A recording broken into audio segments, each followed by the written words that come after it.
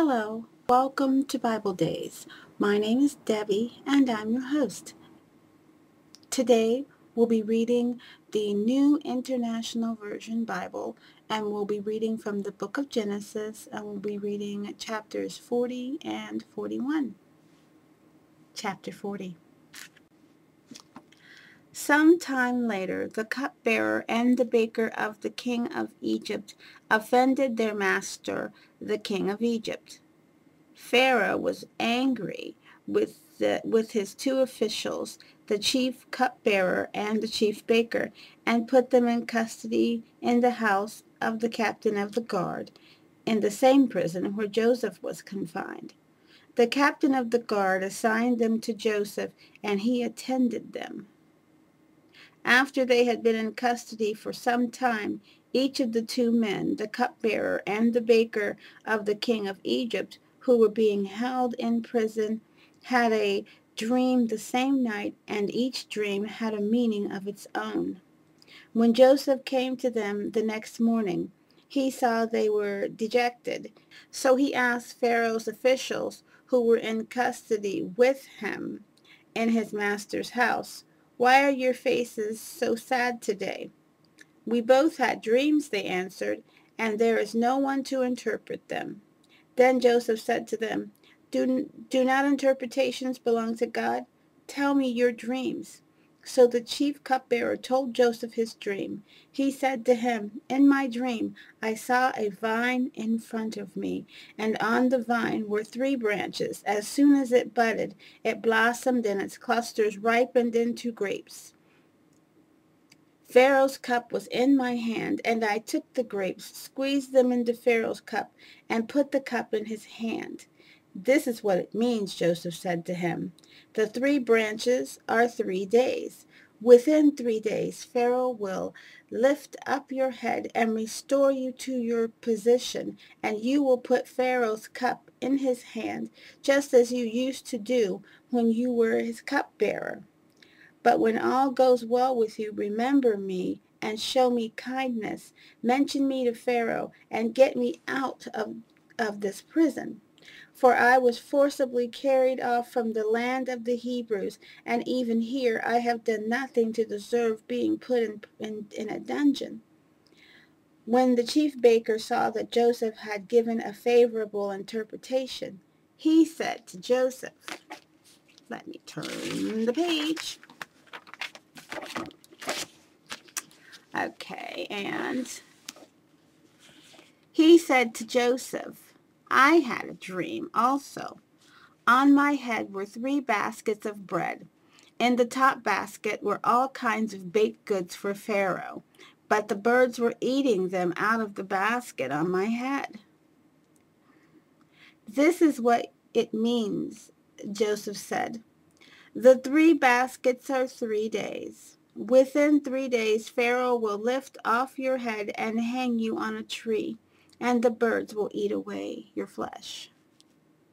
Now the 3rd day was Pharaoh's birthday, and he gave a feast for all his officials. He lifted up the heads of the chief cupbearer and the chief baker in his presence of his officials. He restored the chief cupbearer to his position, so that he once again put the cup into Pharaoh's hand. But he hanged the chief baker, just as Joseph had said to them in his interpretation. The chief cupbearer, however, did not remember Joseph. He forgot him. Chapter 41. When 2 full years had passed, Pharaoh had a dream. He was standing by the Nile when out of the river came up 7 cows, sleek and fat, and they grazed among the reeds. After them 7 other cows, ugly and gaunt, came up out of the Nile and stood beside those on the river bank. And the cows that were ugly and gaunt ate up the 7 sleek, fat cows. Then Pharaoh woke up. He fell asleep again and had a second dream. 7 heads of grain, healthy and good, were growing on a single stalk. After them 7 other heads of grain sprouted, thin and scorched by the east wind. The thin heads of grain swallowed up the 7 healthy, full heads. Then Pharaoh woke up. It had been a dream. In the morning his mind was troubled, so he sent for all the magicians and the wise men of Egypt. Pharaoh told them his dreams, but no one could interpret them. When the chief cupbearer said to Pharaoh, "Today I am reminded of my shortcomings. Pharaoh was once angry with his servants, and he imprisoned me and the chief baker in the house of the captain of the guard.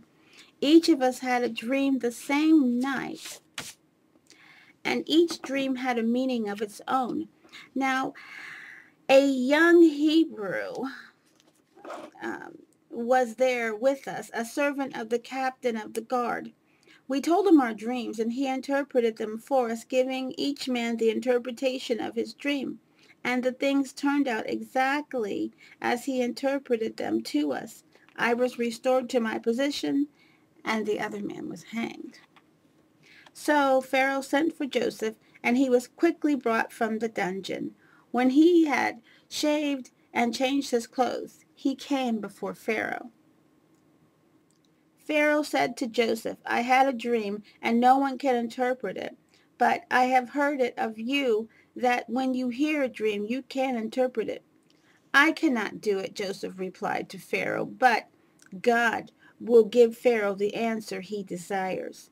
Then Pharaoh said to Joseph, "In my dream I was standing on the bank of the Nile, when out of the river came up 7 cows, fat and sleek, and they grazed among the reeds. After them 7 other cows came up, scrawny, very ugly and lean. I had never seen such ugly cows in all the land of Egypt. The lean, ugly cows ate up the 7 fat cows that came up first. But even after they ate them, no one could tell that they had done so, so they looked just as ugly as before. Then I woke up. In my dreams, I also saw 7 heads of grain, full and good, growing on a single stalk. After them 7 other heads sprouted, withered and thin and scorched by the east wind. The thin heads of grain swallowed up the 7 good heads. I told this to the magicians, but none could explain it to me. Then Joseph said to Pharaoh, The dreams of the Pharaoh are one and the same. God has revealed this to Pharaoh, what he is about to do. The 7 good cows are 7 years, and the 7 good heads of grain are 7 years. It is one and the same dream. The 7 lean, ugly cows that came up afterwards are 7 years, and so are the 7 worthless heads of grain scorched by the east wind. They are 7 years of famine. It is just as I said to Pharaoh. God has shown Pharaoh what he is about to do. 7 years of great abundance are coming throughout the land of Egypt, but 7 years of famine will follow them.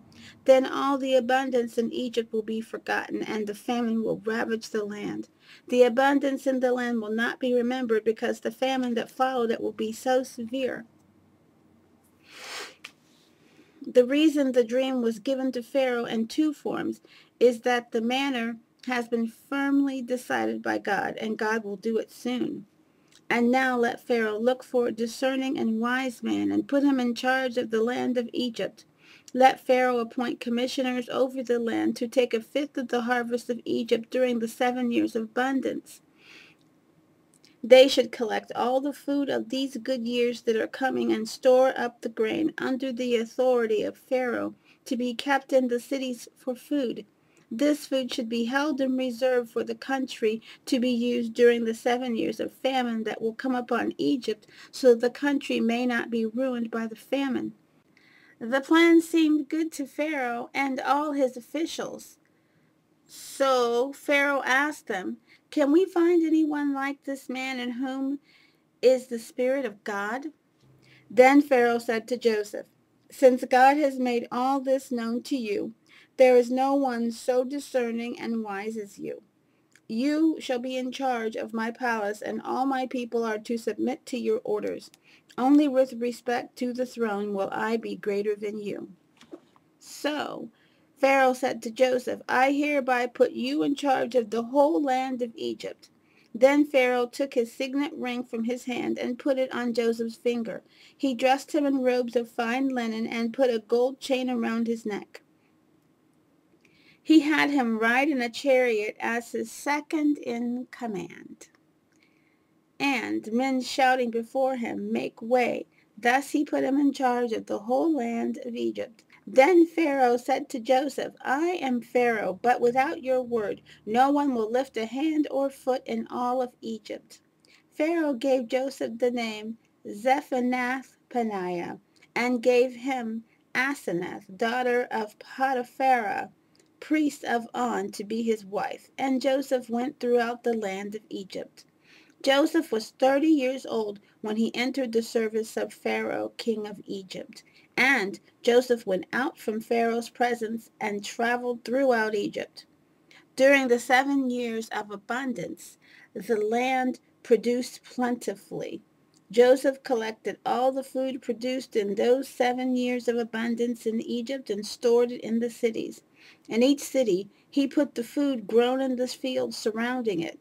Joseph stored up huge quantities of grain like the sand of the sea. It was so much that he stopped keeping records because it was beyond measure. Before the years of famine came, 2 sons were born to Joseph and Asenath, daughter of Potiphera, priest of On. Joseph named his firstborn Manasseh and said, "It is because God made me forget all my trouble and all my father's household." The second son he named Ephraim and said, "It is because God made me fruitful in the land of my suffering." The 7 years of abundance in Egypt came to an end, and the 7 years of famine began, just as Joseph had said. There was famine in all the other lands, but in the whole land of Egypt there was food. When all Egypt began to feel the famine, the people cried to Pharaoh for food. Then Pharaoh told all the Egyptians, "Go to Joseph and do what he tells you." When the famine had spread over the whole country, Joseph opened the storehouses and sold grain to the Egyptians, for the famine was severe throughout Egypt, and all the countries came to Egypt to buy grain from Joseph, because the famine was severe in all the world.